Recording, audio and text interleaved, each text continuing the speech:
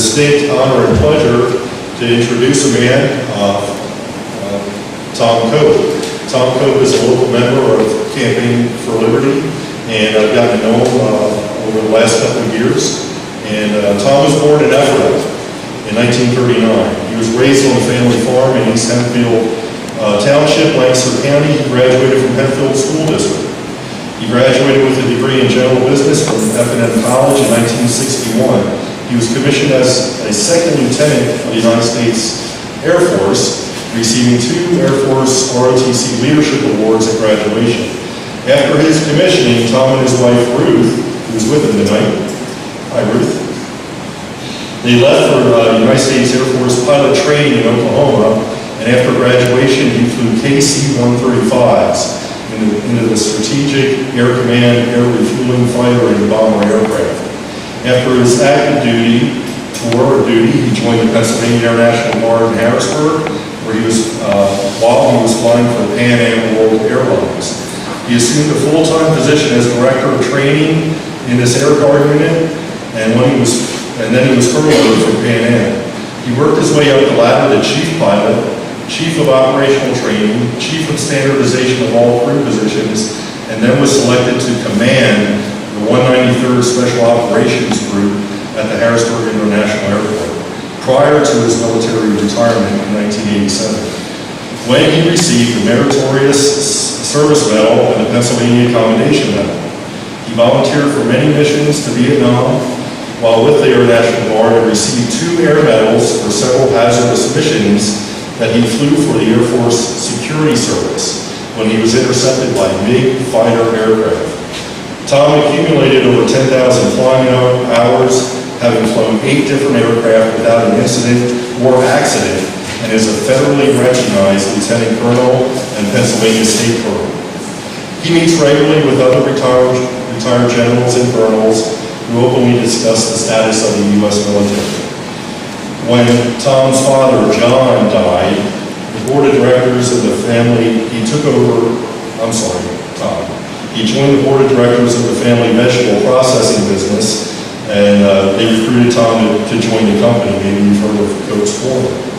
He became CEO a few years later and retired from the business in 2004, having grown the business 20-fold to $30 million a year. During his business career, he served on the Hempfield School Board, American Frozen Food Institute's Board of Directors and Executive Committee, and chairman of the Benchmarking Committee for the frozen vegetable industry. Tom was also on the board of directors of the Lancaster Chamber of Commerce.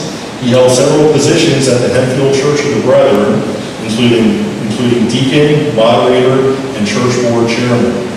During retirement, he chaired a committee that recruited disaster response volunteers and chaired another committee that built modular homes for disaster victims. Currently, Tom and his wife of almost 54 years live in a farm not far from here near Bethel, where they operate a dog boarding camp with their son, John. Their other son, Jeff, is the chief hearts and lung surgeon at the Lancaster General Hospital, and they have 4 children together. Tom and Ruth will soon be great-grandparents. I would ask that you folks would warmly welcome to the podium tonight, Tom Cope.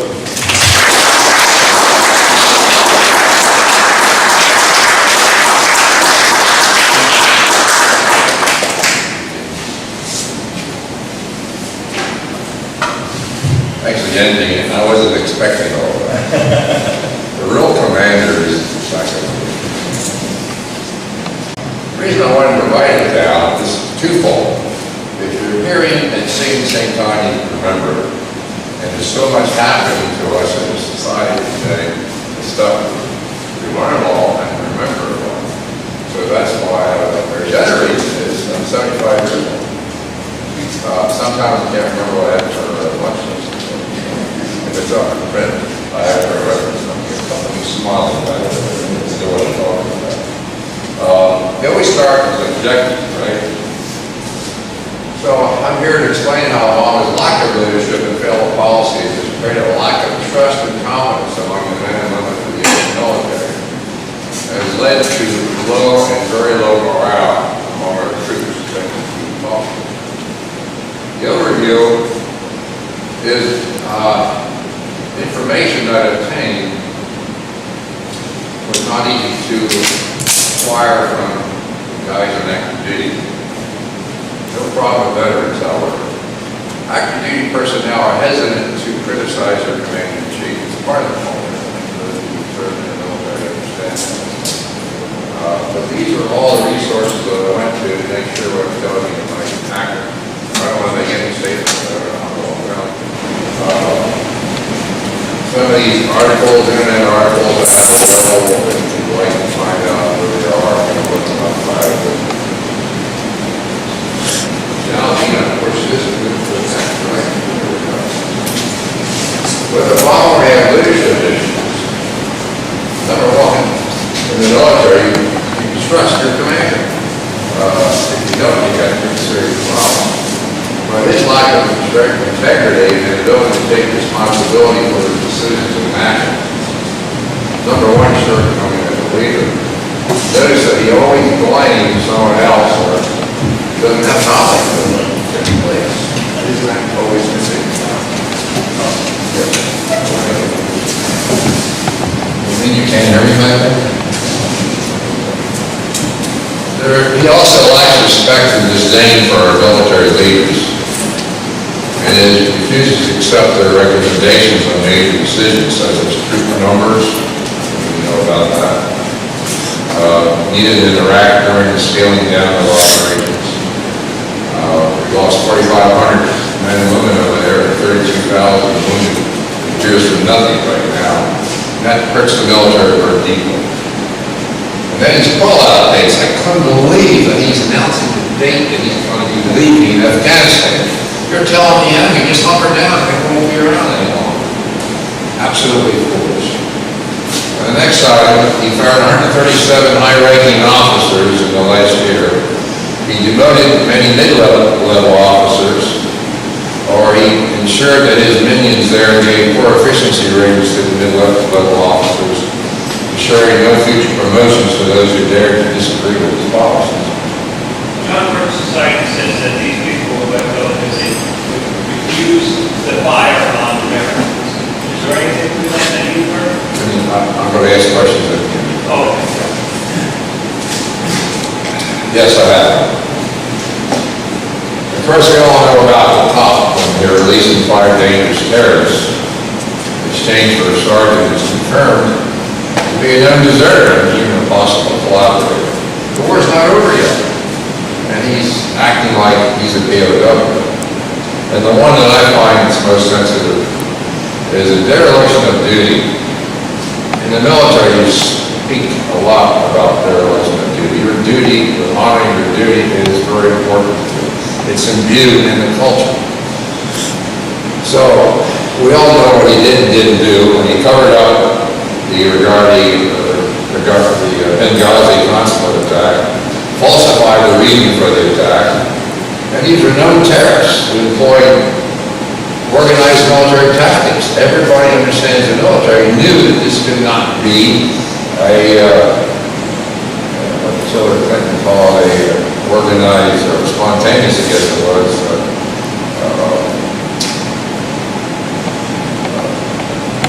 See what I mean about words? Protest, there you go, right? It happens every time. And then the next item, consistent appeasements to our enemies and major defense cutbacks. It's 10% this year. It's supposed to be $1.3 trillion the next 10 years. As compared to no reductions to other government agencies. They all got increases, especially the IRS. This serves, one of the many areas, it serves to embolden our enemies and weaken our alliances with our friends. Of course, these are some of the items that have been occurring. Unilateral nuclear weapons reduction, deal with Russia, the red line in Syria, I think you all know about. The 58% increase in number of jihadist terrorists since 2010, the last 4 years. There's now close to 1 million terrorists, known terrorists. Shortages in parts in Afghanistan, I thought the guy just came back to confirm that. Less training. We've had 3 fighter aircraft lost in the last few months. They're worn out, they've been heavily used. Worn out equipment, little weapons development, etc.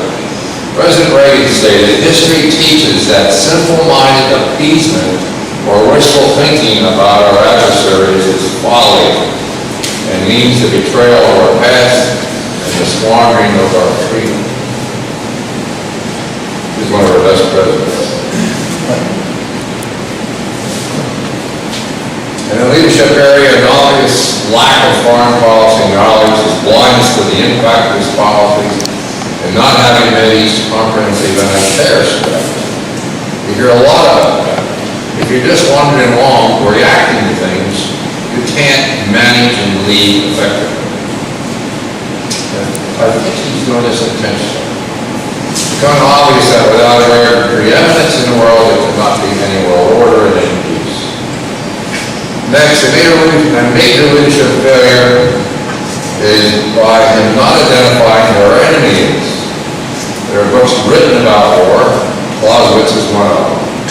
He mentions in there that if you can't define who the enemy really is, you can't get to know the enemy, and therefore you won't be able to defeat the enemy. Does that make sense?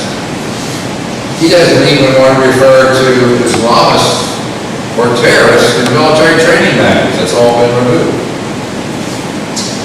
We all know that wishing for peace never makes it happen. The Bible says there always will be wars and rumors of wars. And we need to be prepared for that if we're going to survive as a society.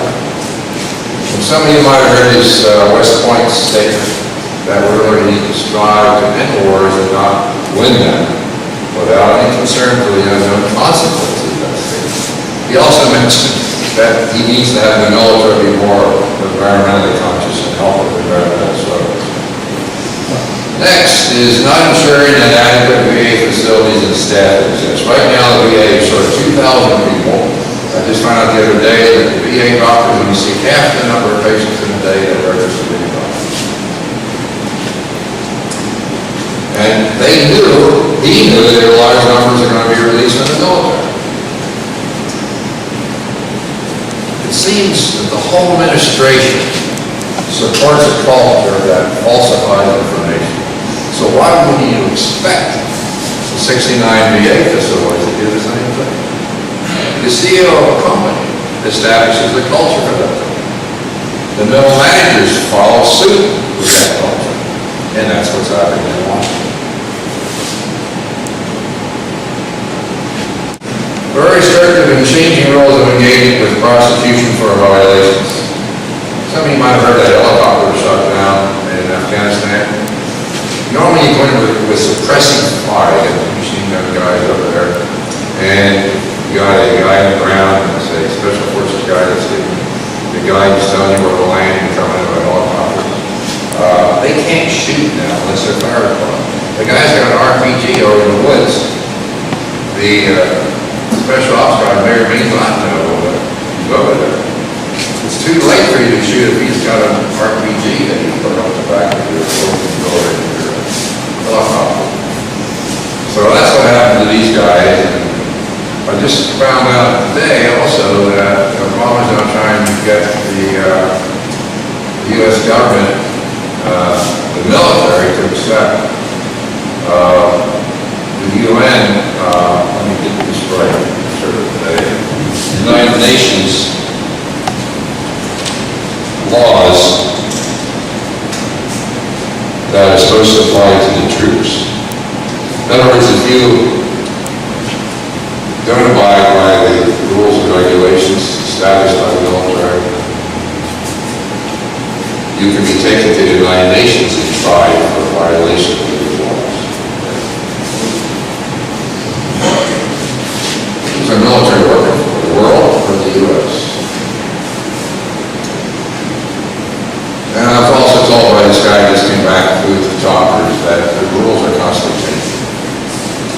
Next, women in combat infantry, and some female pilots. They're pretty sharp. They're the best. They can handle the G-forces okay, but they still lack the upper physical strength to handle combat needs. And there's hygiene issues for a female throughout the day at the time. Without any availability of showers and whatever. Next, rapid increase in same-sex sexual harassment claims. The since gays are openly allowed in the military. That does create tension and discomfort in close quarters with a gay person of the same sex, especially in cockpits and tanks. I've experienced a cockpit situation. It's a long story. My wife knows all about it. And if for long periods of time together, throughout 9-day trips, 10-day trips, the recently harassment increases have escalated, and that's precipitated sexual harassment training now. It's called SHARP, another acronym. And another item that they're doing now is resiliency training among young troops for the lack of mental toughness in today's military. During the Vietnam War, we had 30% come back with diagnosed with PTSD. It's 18% from Afghanistan, but the suicides are much higher than what it was in the pre-Vietnam. Why do we need resiliency training? How are children being raised today? Are there a lot of males in the homes raising children today? Restrictions on chaplains providing spiritual guidance are covered that. I think you probably all heard about the fact that chaplains are supposed to mention God or God or Jesus. They're supposed to give support to the problems these military people have and persuade them to go to religion. Next item is removal. Could this be one of the reasons why we're having the need for resiliency training also? Next is removal of high-risk and endangered pay, which is further reaching, and tougher rating and promotion standards. That happens at the end of the war, but it seems to be excessive this time around. Unemployment is about double the national average for returning vets, while people are afraid to go back because of the fear of their PTSD. And then political correctness and multicultural standards being forced on troops, which adds more strife and goes against the beliefs of many. Some European countries are now rejecting multiculturalism. I can think of it. So there's the leadership issues, the policy issues. What are the effects? Many very experienced men-ranked academy officers are leaving the service. They've had enough. Little bright spots.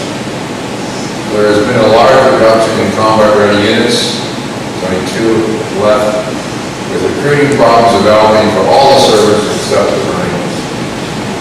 Currently, only 71% of the young persons can qualify for the military. All kinds of issues. Tattoos, the wrong places, behavior issues, physical issues, obesity is one of them. And education as well as other programs.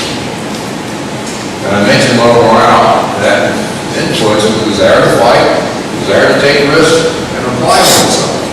You have to be motivated in order to be a good military officer or even enlisted. And of course, the competition now exists with downsides in the military. The camaraderie is declining.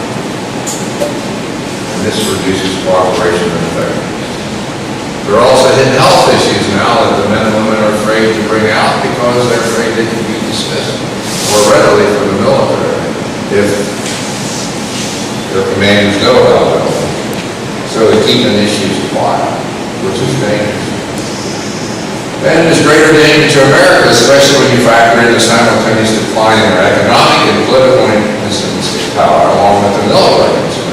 All of which contribute to a tarnished American image and embolden our enemies. I keep mentioning the word emboldening our enemies. For instance, political incident is our State Department. The military incident is obvious. You can't have a strong military incident if you have a strong economic incident. And then, of course, you have declining trust in our government and our progress as a society. What is trust? I read a book on trust a number of years ago. Trust is a social glue that allows people to work together to create values in their lives. Think about that. How does society exist without trust? Can we progress as a society if we don't trust each other? If we know each other, we worry what's going to happen to our family, what's going to happen to us next. If there's no consistency, we can't. What causes lack of trust? You hear a lot about moral relativism, decline in morality, decline in value systems. That's what it's called. Trust as well as others. No, it's not that way. Okay. So what's the solution? Become more informed. How do you do that? Come to these meetings. Watch television, the internet, read the newspapers. Don't read local newspapers. Don't watch the local stations because they're all hiding things. You don't hear anything about the number of people killed in Afghanistan, but you heard every day in the news media in Iraq when Bush was president how many were killed. In the last 27 months, there's been 1,000 killed in Afghanistan. Increased because of the rules of engagement.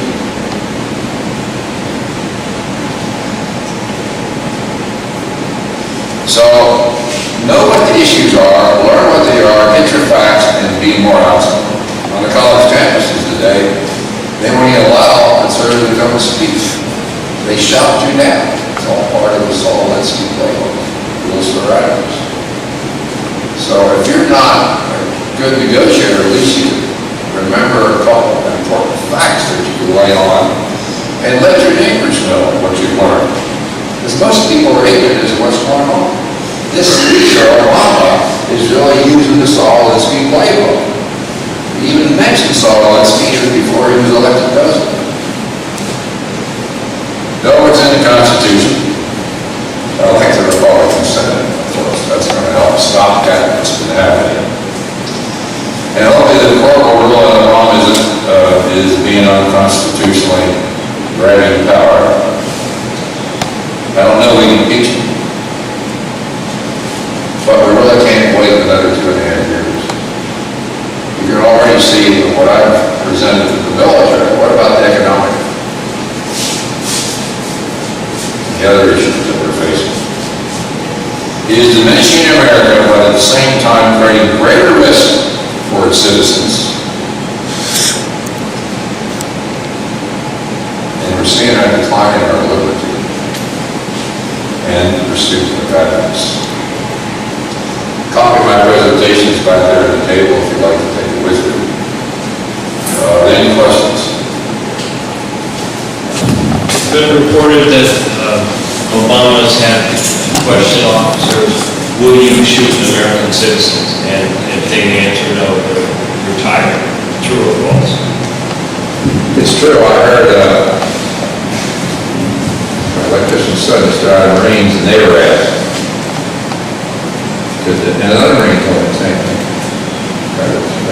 They were asked, they were called upon by their leaders that they shoot American citizens and also the military officers. 2,600 armored vehicles now with Homeland Security. They've been having training exercises to sensitize their shooting Americans. Supposed to be zombies that they're shooting, but they didn't have that. They bought billions of rounds of 223 ammunition. So, that's what he said before he got elected. He wanted a brown shirt military. We cannot continue to rely only on our military in order to achieve the national security objectives that we've set. We've got to have a civilian national security force that's just as powerful, just as strong, just as well funded. They also purchased targets so they could practice shooting at citizens, old men, women, children, and the like. And as you said, that's meant to desensitize. Do I have room for any more questions? Not really. We'll take one more. Please wait for the mic. I I think it's too late for impeachment. I think the House has to cut its funding off. Impeachment will take too long. The process will take too long, and then it gets to the Senate, and they're just going to reject it. I think the House has to act on its funding. That's one power they have that they're afraid to utilize because he's not yet unpopular enough for the Republicans to risk doing that, given the need to take over the Senate. That's my assessment from what I'm learning that they're doing. I think it's brilliant to be suing Obama rather than taking the other side. When Clinton was impeached, the Republican popularity declined. So I think it's a huge move for the Republican Party. One more. I had a question. You were talking about 71% of young people not being able to enter the military. Is it true, I had read that if you were taken rid of them, you were not admitted into any armed services? Is that true? That is correct. With the numbers, okay. Because as a teacher, knowing the number of students that are rid of them, that's quite scary. And the other thing you mentioned about suicides, I've spoken with someone who is involved in the military, and I read that the suicides were not from those coming back from overseas. The majority of the suicides were the people who were based here. Is that true? Sure. The suicide, you mentioned about suicides, that it was made to sound like it was the soldiers who were coming back from overseas, but in reality, those suicides were more of people who were stationed here. Or have been here for a year or two. We have a lieutenant in West Virginia whose husband was a Marine and shot himself in the mouth, but he's back for about a year. Ladies and gentlemen, a big round of applause there for Tom.